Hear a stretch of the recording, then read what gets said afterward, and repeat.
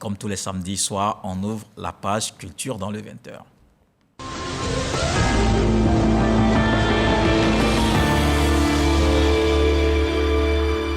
En littérature, Gilles Alexandre et Daniel Awassa sont les deux promoteurs du site d'information digitale Abidjan.net, un outil de communication qui est devenu en la matière un empire.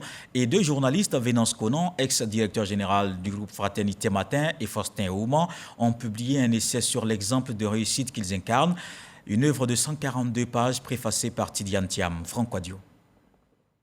Abidjan.net, une histoire d'avenir, un ouvrage coécrit par les journalistes Venance Conan, ex-directeur général du groupe Fraternité Matin, et Faustin Ouman. J'avais compris déjà qu'on allait vers le digital. Donc j'ai compris la nécessité qu'il y avait pour nous deux de travailler ensemble. Nous avions commencé à faire jusqu'à ce que quelques années plus tard, l'idée de faire le livre naisse et qu'on le fasse. Et il n'y a pas beaucoup qui savent l'histoire qui est cachée derrière ce site. On a estimé que c'est une histoire qui était belle et qu'il fallait diffuser, qu'il fallait faire connaître à tous les Ivoiriens, à tous les jeunes qui ont envie d'entreprendre dans tous les domaines, y compris ce digital. Cet ouvrage a traduit les passions et les aventures dans la sphère des nouveaux médias de Gilles Alexandre Nda et Daniel Awassa, cofondateurs du site Abidjan.net. On croit en notre vision et tant qu'on a de l'énergie, on a de l'espoir. Et si on a de l'espoir, ça nous donne envie en fait de nous battre. On fait éviter aux entrepreneurs beaucoup d'erreurs que nous avons commises. Entreprendre, ce n'est pas chose facile. Et donc c'est important d'avoir, si possible, des guides à ses côtés pour pouvoir mener ce chemin en fait. L'œuvre est consacrée à l'entrepreneuriat digital. C'est un condensé de l'expérience des deux patrons de ce site d'information en ligne.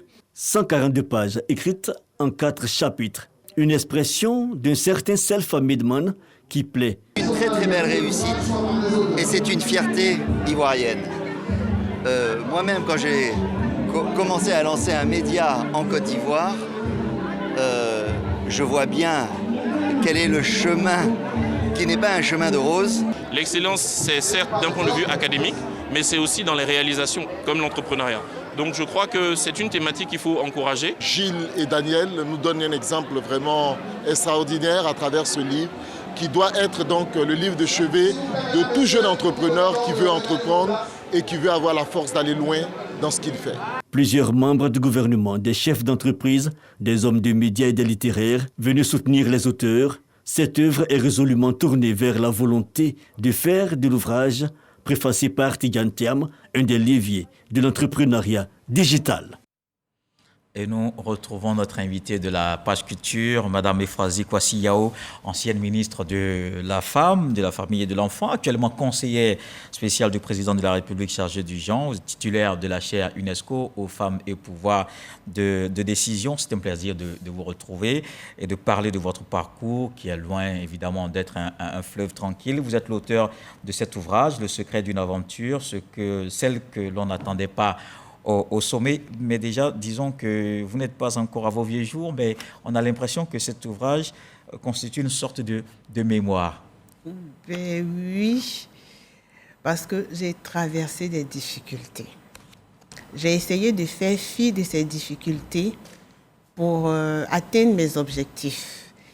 Et quand je regarde en arrière, loin de tout orgueil, je me rends compte que j'ai fait du chemin.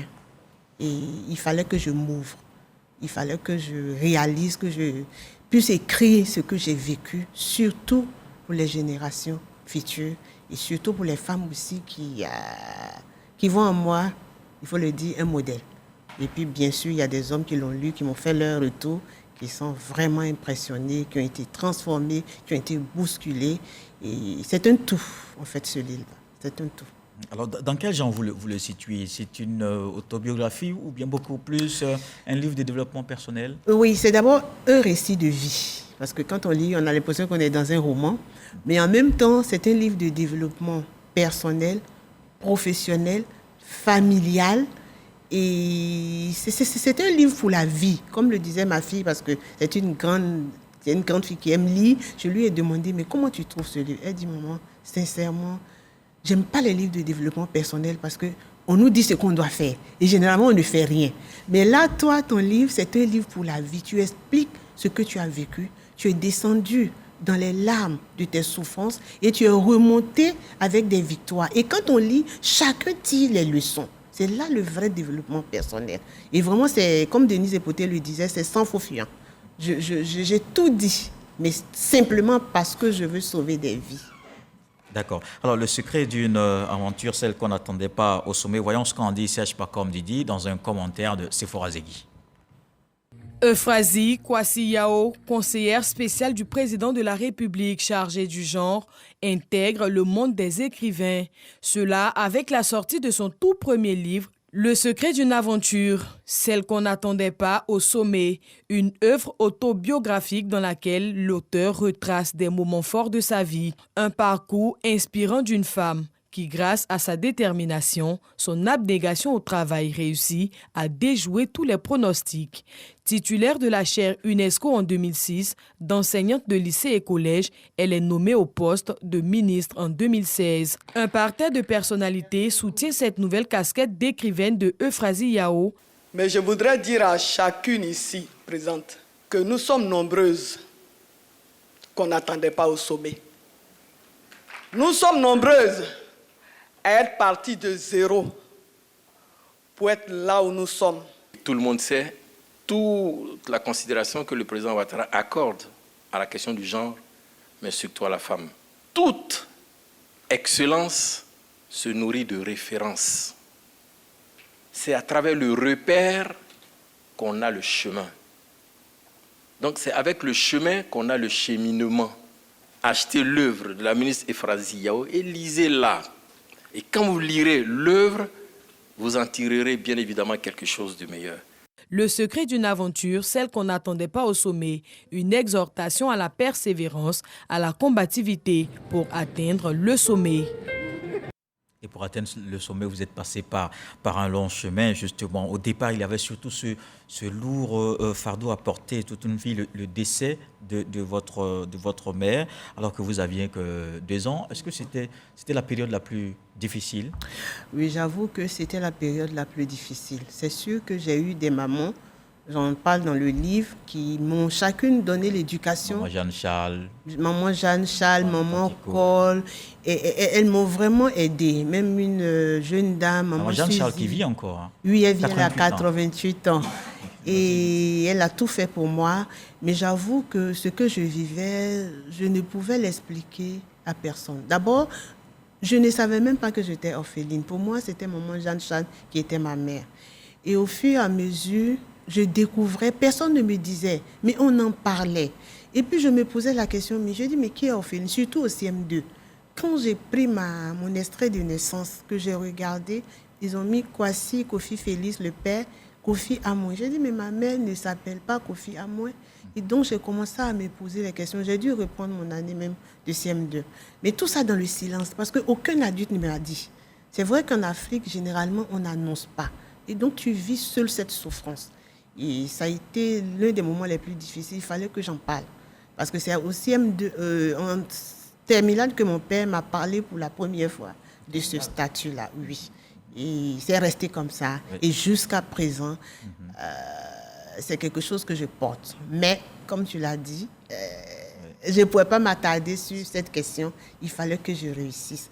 Il fallait que les autres qui sont comme moi, comme les orphelins de Bassam, qui ont même reçu le livre et qui l'ont vraiment, quand ils ont fait le commentaire, j'ai encore eu des larmes aux yeux. Ils disent, comme nous, maman Euphrasie était orpheline, nous aussi, nous devons réussir.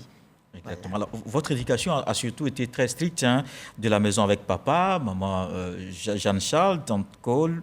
Est-ce que c'était vraiment déterminant non seulement pour votre ascension, mais aussi pour votre engagement communautaire?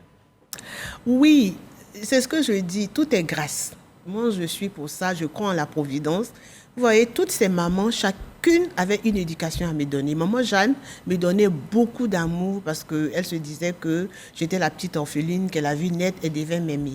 Maman Cole m'a donné une éducation de qualité. Elle voulait vraiment que je réussisse. Donc, strict. C'était difficile. Je pleurais. Quelquefois, je rentrais dans la douche pour pleurer. Mais aujourd'hui, ça me sert. Je sais aimer. Je sais être rigoureuse. Je suis disciplinée parce que j'ai appris cela de Maman Cole. D'accord. Votre engagement communautaire, est-ce qu'on peut dire que l'un des points les plus importants, c'est votre engagement à Diatokro avec ce que vous avez apporté à la communauté, à ces femmes de ce village, l'eau? Oui. Même pas ces femmes, aux hommes et aux femmes. On a vu que l'État de Côte d'Ivoire mettait beaucoup de pompes.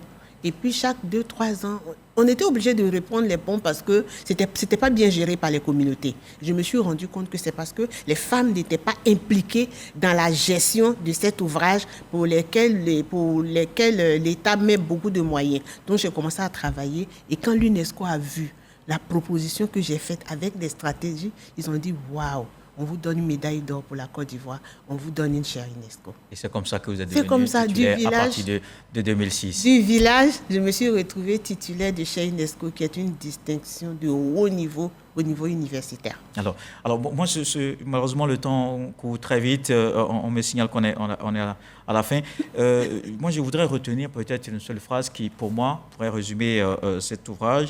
C'est penser toujours à repousser ses limites. Et vous, si vous devez nous donner juste en une phrase ou en quelques mots, que nous diriez-vous sur cet ouvrage? Moi, je dirais à chacun de le lire. Il est tellement riche, que ce soit au niveau de la vie familiale, de la vie professionnelle. J'ai tout expliqué et chacun tire les leçons. Et quand je vois l'impact, on est jusqu'à 4227 livres vendus en moins de 3 mois.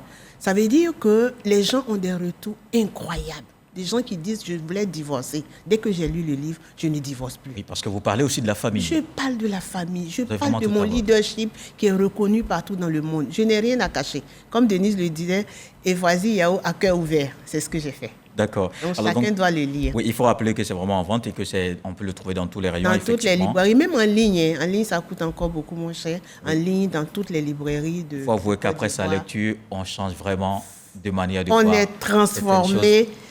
L'esprit est transformé, le cœur est transformé et on est prêt à devenir ce grand leader. Merci. Et c'est pour tous les âges. Merci, Madame Efrazi Kwasi Yao. Le secret d'une aventure, celle qu'on n'attendait pas au sommet.